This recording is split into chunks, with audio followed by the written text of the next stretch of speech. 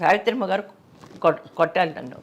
కొట్టినప్పుడు విజయ జాగ్రత్త, నాకు కోపం వచ్చి కొట్టానంటే నిజంగా చెంప పగిలిపోతుంది నీకు, కొంచెం దూరంగా ఉండి అడ్జస్ట్ చేసుకొని ఏం తెలుసు నాకు, కొట్టేసారు అంతే. ఇక్కడ చెవి ఇక్కడ పడింది దెబ్బ, ఇక్కడ పడింది.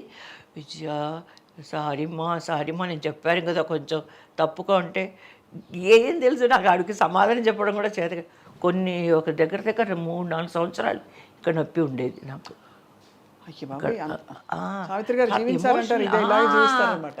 అవును, చాలా ఎమోషనల్. ఆవిడ ముందే చెప్పారు కూడా, కొంచెం జాగ్రత్త అమ్మా అలా కొంచెం. ఎందుకంటే తెలియదు కదా మనకి. ఇప్పుడంటే నేను పిల్లలకి కూడా చెప్తాను, ఈ గయ్యాల క్యారెక్టర్లు చేసేటప్పుడు నాకు బాధగా ఉంటుంది పిల్లల్ని కొట్టడం అదంతా. అప్పుడు నేను ముందే చెప్తాను, మామూలుగా ఇలా కొడితే అసలు మామూలుగా నాకు చురుకు చెయ్యి కొంచెం నూనె పడ్డా కూడా చాలా ఇదిగా ఉంటుంది అంటారు. మా అమ్మాయిని ఎప్పుడన్నా ఎలా అంటే, మమ్మీ చాలా ఇదిగా ఉంది మమ్మీ, చురుగ్గా ఉంది నీ దెబ్బ అంటుంది. అలాగా అందుకే నాకు భయం పిల్లల దగ్గర డీల్ చేసేటప్పుడు చెప్తాను. అందుకని కావాలంటే ఇలా కొడతాను, ఇలా కొట్టేది, ఇలా కొట్టేది, ఇలా తర్వాత గాల్లో కూడా అంటారని వినికిడి. అవును, గాల్లో ఇది సౌండ్ రాగానే సౌండే రికార్డింగ్ దాంట్లో అంతా. సో అలా మీరు అద్భుతంగా మీకు ఆల్మోస్ట్ రాసి పెట్టినట్టు మీరు తల్లిదండ్రుల సినిమాతో ఇలా మొదలుపెట్టారు. తర్వాత వరుస పెట్టి వచ్చాయి కదా. మళ్ళీ తల్లి కూతుళ్ళు, అందులో కూతురు క్యారెక్టర్ వేసాను. అందులో మూగ క్యారెక్టర్ అనుకుంటాను నేను. సెకండ్ మూవీ చేశాను. డైరెక్టర్ గారి పేరండి బాపినీడి గారు, డైరెక్టర్ బాపినీడి గారు. యాక్చువల్గా ఆ సినిమా ప్రొడ్యూసరు క్రాంతి కుమార్ గారు. తల్లి కూతుళ్ళు ప్రొడ్యూసరు క్రాంతి కుమార్ గారు. ఫస్ట్ మ్యూజిక్ డైరెక్టర్ చక్రవర్తి గారు. ఇవన్నీ కాంబినేషన్లు అన్నీ. ఇప్పుడు నాకు వచ్చే రీల్స్లో సినిమాలు చూస్తే సినిమా పేర్లు తెలియదు. ఆ సినిమా వేలుగారితో చేస్తే వేలుగారు అనేవాళ్ళు నేను ప్రెగ్నెంట్గా ఉన్నప్పుడు. అమ్మా నువ్వు నీ ప్రెగ్నెంట్ నా దీనికి వచ్చింది అనేవాళ్ళు. ఏంటంటే ఇక్కడ మన ఇద్దరం చేసి నువ్వు ప్రెగ్నెంట్ అయ్యావు, సినిమాలు ప్రతి వైవిధ్య గారితో కాంబినేషన్ అండి, ఆవిడ ప్రెగ్నెంట్ అండి అంటున్నారు అనేవాళ్ళు. అక్కడికి 24 సినిమాలు చేశాను. అది మన టాపిక్ మారిపోతా ఉంది. మారిపోయింది, ఏం పర్లేదమ్మా, పర్లేదు, మీరు ఫ్లోలో చెప్తున్నారు. ఎన్ని విశేషాలు ఉన్నాయి కాబట్టి అది సహజమే. అయితే నేను తల్లి కూతుళ్ళు సినిమా తర్వాత ఇతర భాషల్లో అవకాశాలు ఎలా వచ్చాయి మీకు అప్పుడు? అంటే అప్పుడే తర్వాతనే మళ్ళీ పిచ్చోడు పెళ్లి చేశాను. తర్వాత కేవిరెడ్డి గారు డ్యాన్స్ మాస్టరు, ఆయన ప్రొడ్యూస్ చేసిన సినిమాలు రామకృష్ణ గారితో అవి చేశాను. శ్రీకృష్ణ సత్య చేశాను. చాలా బాగా గ్రేట్. మాకు ఎంత సంతోషం ఆ సినిమా చేసేటప్పుడు మటుకు మా ఫ్యామిలీ మొత్తం చాలా సంతోషంగా ఉన్నాం. ఎందుకంటే రామారావు గారు కదా దేవుళ్ళలాగా మాకు. అసలు మా ఫ్యామిలీకే మొత్తం రామారావు గారు ఫ్యాన్స్ మేమందరం. అందుకని రామారావు గారితో చేసేసరికి మా మేనమామలు అందరూ, కడపలోనే వాళ్ళకు హోటల్స్ ఉన్నాయి, అందరూ మా మెడ్రాస్కి వచ్చేసారు. ఇలా శ్రీకృష్ణ సత్యలో విజయ యాక్ట్ చేస్తుంది రామారావు గారితో, జాంబవతి క్యారెక్టరు అని చెప్పేసరికి అందరూ వచ్చారు. ఒకటే ఇది ఆయన చూడొచ్చా అది అంటే ఎంత అసలు నేను ఇంత ఆర్టిస్ట్ని ఎంత చక్కగా నన్ను మా అమ్మని ఆఫీస్కి తీసుకెళ్ళి బయటి వరకు వచ్చి అమ్మ డేట్స్ జ్ఞాపకం పెట్టుకో. ఆయన చెప్పిన డేట్స్ నాకు ఇంకా జ్ఞాపకం ఉన్నాయి. ఫిబ్రవరి ఏదో 27, 28, 29 అని మళ్ళీ చెప్తున్నారు. అంటే అలా చెప్పడంలో ఆయన కూడా జ్ఞాపకం ఉంటుందేమో, అదే టెక్నిక్ ఏమో అనుకున్నాను నేను. అంటే చెప్పడం ఒక ఇది అసలు అది ఎంత గొప్ప అవకాశం, అది ఎంత అవకాశం చెప్పారు. అయితే పురంధేశ్వరి గారితో నేను వెంపటి చిన్న సత్యం మాస్టర్ గారి దగ్గర భువనేశ్వరి గారు పురంధేశ్వరి గారితో డాన్స్ నేర్చుకునేవాళ్ళం. అలా ఫ్రెండ్స్ అయ్యారు. అందుకే ఇంటి వరకు వెళ్ళేవాళ్ళం. వాళ్ళ మదర్ దగ్గరికి వెళ్ళి కూర్చొని కాఫీ తాగి మళ్ళీ సార్ వచ్చారు ఆఫీస్కి వెళ్ళారంటే మళ్ళీ ఆ ఇంటి నుంచి ఆఫీస్కి, అది ఒక్కటే కాంపౌండే, ఇల్లు అటు ఆఫీసు బజుల రోడ్లో. వెళ్ళి సార్ని కలిసి అప్పుడు మాట్లాడారు, భువనేశ్వరితో నువ్వు డ్యాన్స్ నేర్చుకుంటున్నావు వెంపటి చిన్న సత్యం మాస్టర్ గారి దగ్గర అన్నీ అడిగారు. తర్వాత ఒకటే చెప్పారు, నువ్వు చిన్న పిల్లవి, నా పక్కన ఆనవు, కొంచెం బాగా తిని బాగా లావవు అన్నారు. అప్పుడు సన్నగా ఉన్నాను కదా, అప్పుడు 14.5 15 అప్పుడే, అంతే ఉంటుంది ఏజ్. అంటే సరే సరే అని బాగా అప్పుడు తినడం అంటే ఏముంది, నాన్ వెజ్ తినడం లేదంటే రైస్ తినడమే, కానీ ఏదైనా ఫ్రూట్స్ యాపిల్ అని అంతే. బాగా తిన్నాక ఒళ్ళు పెద్దగా రాలేదు కానీ పొట్ట మటుకు బాగా వచ్చింది. మేము నవ్వుకున్నాం. ఆ ఫొటోస్ కూడా ఉన్నప్పుడు ఎప్పుడు అనుకుంటాను నేను, ఒళ్ళు రాలేదు కానీ పొట్ట మటుకు వచ్చింది అని. అప్పటికే మీకు సినిమా ఇండస్ట్రీతో బాగా అంటే ఒక ఎక్స్పోజర్ వచ్చింది, మీరు నాట్య కళాకారిణి, మంచిగా కరెక్ట్ వయసులో ఉండే ఒక అమ్మాయి, మీకు మంచి మంచి చీరలు బట్టలు అన్నీ కొనుక్కునేవారా? నాకు ఈ రోజుకి కూడా పెద్దగా నగల మీద చీరల మీద ఇష్టం ఉండదు, కానీ వెళ్తే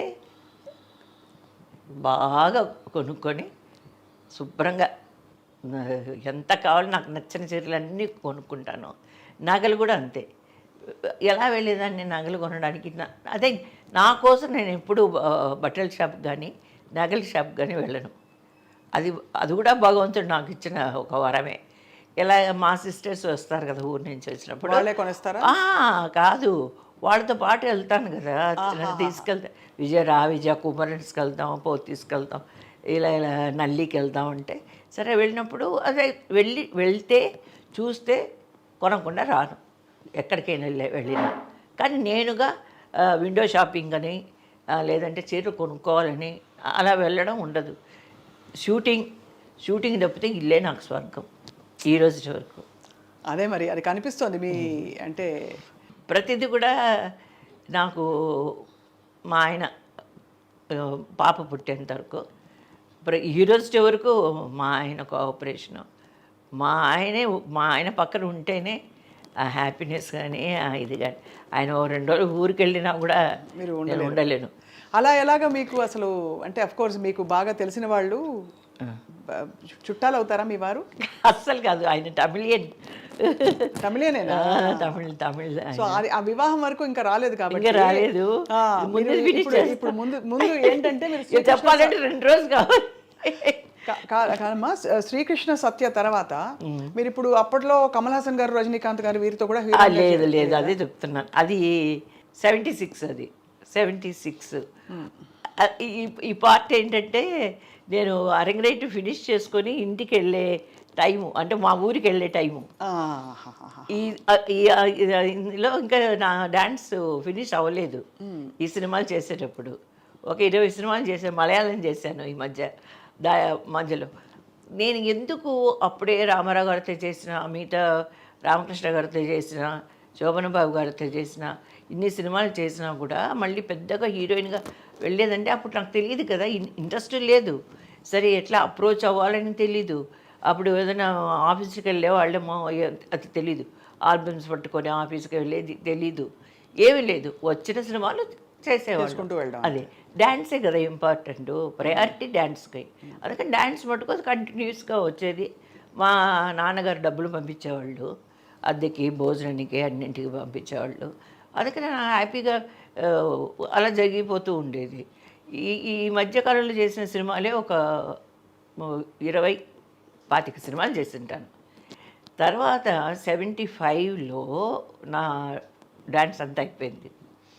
అరంగరేట్రం ఇక్కడ కడపలో రామకృష్ణ గారితో చేశాను కదా, రామకృష్ణ గారు చంద్రకళ గారితో చేశాను కాబట్టి వీళ్ళిద్దరు వచ్చారు చీఫ్ గెస్ట్గా, కడపకి వచ్చారు. డాన్స్ అరంగరేట్రం అయిపోయిన తర్వాత ఇంకా ప్లాన్ చేసాం వెళ్ళిపోతామని.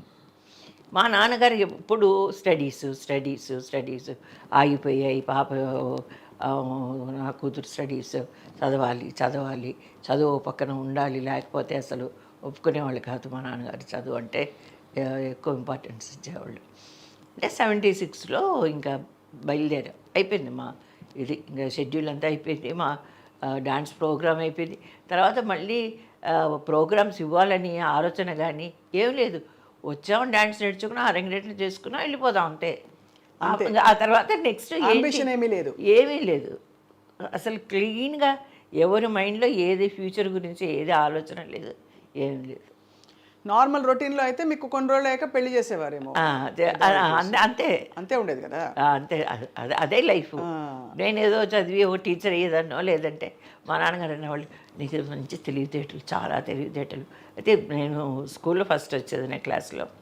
నీకు ఇందిరాగాంధీ గారిలాగా మంచి తెలివితేటలు ఉన్నాయమ్మా అనేవాళ్ళు మా నాన్నగారు చిన్నప్పుడే.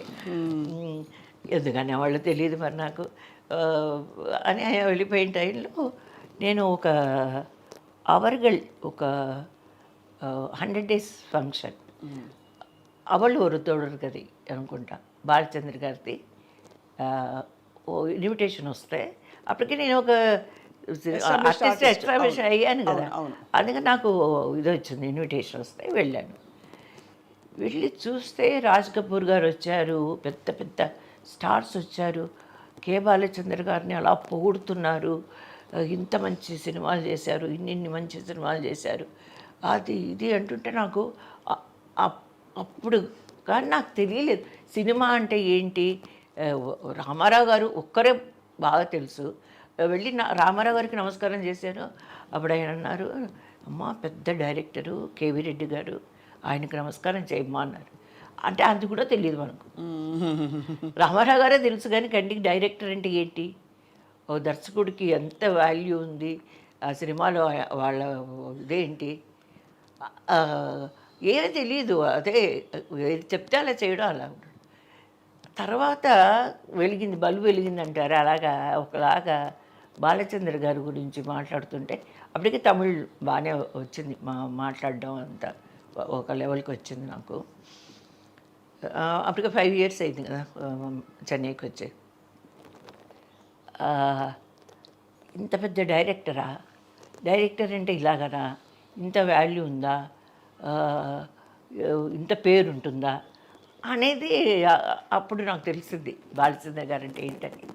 సరే సరే అప్పుడు ఇంకా వెళ్ళిపోదామనే లోపల నాకు కరెక్ట్గా బాలచంద్ర గారి ఆఫీస్ నుంచి వచ్చింది, నన్ను చూడాలంటున్నారని. ఏ రోజు కూడా ఇంతవరకు అని చెప్తున్నాను, ఒక ఆఫీస్ ఎక్కి దిగింది లేదు, ఒక ఆఫీస్కి వెళ్ళింది లేదు. అవే వచ్చాయండి, అన్నీ అవే వచ్చాయి, అలాగే చేశాను. ఒక బాలచంద్ర గారు ఆఫీస్కి మట్టుకు భయపడుతూనే బండి పంపిస్తామన్నారు. అంటే సరే అని చెప్పి వెళ్ళాం. వెళ్ళిన తర్వాత ఏం లేదు, చూశారు, ఏమేమి సినిమాలు చేశారు అని అడిగారు. తెలుగులో చేసిన సినిమాలు చెప్పాను. తమిళ్ తెలియమా అన్నారు. కొంచెం కొంచెం తెలియదు. ఇది పోదుం అన్నారు, ఇది చాలు అన్నారు. కొంచెం కొంచెం తెలియం అన్న, అంతే అన్నాను. సరే వచ్చేసాం. వచ్చేసిన తర్వాత ఇంక వెయిటింగ్, మళ్ళీ వెనక్కి గడపకి వెళ్ళాలనుకున్న వాళ్ళు మళ్ళీ అలా కూర్చున్నాం. వెంటనే మళ్ళీ ఇంకొకసారి రమ్మంటున్నారని అంటే మళ్ళీ వెళ్ళాం. ఏమీ లేదు, చూశారు, వెళ్ళరండి అన్నారు. వచ్చేసాం. ఏంటి ఏం అర్థం కాలేదు. తర్వాత డేట్స్ పంపించారు. అదేంటంటే నా క్యారెక్టరు అమ్మాయి జై విజయ, ఫస్ట్ జై విజయ క్యారెక్టర్ నాకు ఇవ్వాలనుకున్నారు. మళ్ళీ పిలిపించి నన్ను చూసిన తర్వాత hello my dear wrong number ఈ క్యారెక్టర్ నాకు ఇచ్చారు. అదొక అదృష్టం, చాలా అదృష్టం.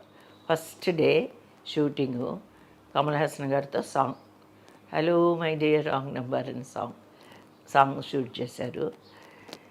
ఎంత ఈజీగా, ఎంత పిన్ డ్రాప్ సైలెన్స్, అసలు ఆ పద్ధతి, ఆ డైరెక్టర్ గారు మాట ఒక్కటే వినపడుతుంది, ఇంకేం వినపడదు అసలు. ఆ సెట్లో ఆర్టిస్ట్లో ఉన్నాం 6 మంది ఉన్నాం, జయప్రద, నేను, ఇంకా జై విజయ్, ఇలా ఉండేవాళ్ళం. కానీ ఒక రూమ్లో ఉండేవాళ్ళం. అసలు టెక్నాలజీ ఇది వాళ్ళ దగ్గర పంచువాలిటీ, డెడికేషను, ఇవన్నీ నిజంగా అక్కడ సగం నేర్చుకున్నాను నేను. అప్పుడు అర్థమైంది ఏదో అప్పుడు సీరియస్ వ్యవహారం ఇది. అదే చెప్పాను కదా, ఆ తర్వాత ఏదో ఒక ఇది వచ్చినట్టు, ఒక షాక్, బుద్ధుడికి జ్ఞానోదయం కలిగినట్టుగా నాకు అంతవరకు ఏదో యాక్ట్ చేశాను, వాళ్ళు ఇలా చెప్పారు, తర్వాత సాంగ్స్ అవన్నీ చేశాను, అవన్నీ ఓకే.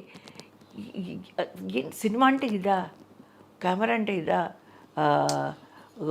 కెమెరాని ఉంది అనేది మనసులో నుంచి తీసేయమంటారు ఫస్ట్ ఆయన. ఇక్కడ కెమెరా ఉందని అసలు మనసులో ఉండకూడదు. నేను ఏ రోజు కూడా, అందుకే ఈ రోజు వరకు కూడా కెమెరా ఎక్కడుందని చూసుకుంటా, ఎంతవరకు వస్తుంది, మనం యాంగిల్ ఏంటి, అంటే ఇన్ని సినిమాలు చేసాం కాబట్టి లైటింగ్ మన మీద కరెక్ట్గా ఉందా లేదా, తర్వాత ట్రాలీ వచ్చేటప్పుడు మనం ఫేవర్ ఎట్లా చేసుకోవాలి అనేదంతా తర్వాత నేర్చుకున్నవి. బాలచంద్ర గారి దగ్గర నేర్చుకుంది కెమెరాని మర్చిపో. అదేవిధంగా చీట్ చేసి చూడడం ఆయనకు నచ్చదు. ఇప్పుడు మనం ఆర్టిస్ట్ ఇక్కడ ఉంటే ఇటు చూస్తాం, కొంచెం ఇట్లా చూస్తాం, అది కూడా ఒక టెక్నికే. ఎందుకంటే కన్ను, అది కూడా చెప్తారు, ఈ బ్లాక్ కనుపాప ఉంది కదా, ఎక్కువ అటు వెళ్ళిపోతే వైటే తెలుస్తుంది, బ్లాక్ తెలియకపోతే స్క్రీన్ బాగుండదు. అందుకని ఇక్కడ చూడమంటారు, ఆ బ్లాక్ ప్యూపా తెలియడానికి వస్తారు. కానీ బాలచంద్ర గారు ఇక్కడి నుంచి ఇట్లా చూడమని చెప్పరు, ఫుల్గానే ఇట్లా చూడమని చెప్తారు. ఇవన్నీ నేర్చుకున్నారు మీరు? అవన్నీ అప్పుడు నాకు ఇంట్రెస్ట్ కలిగింది డైరెక్షన్ మీద.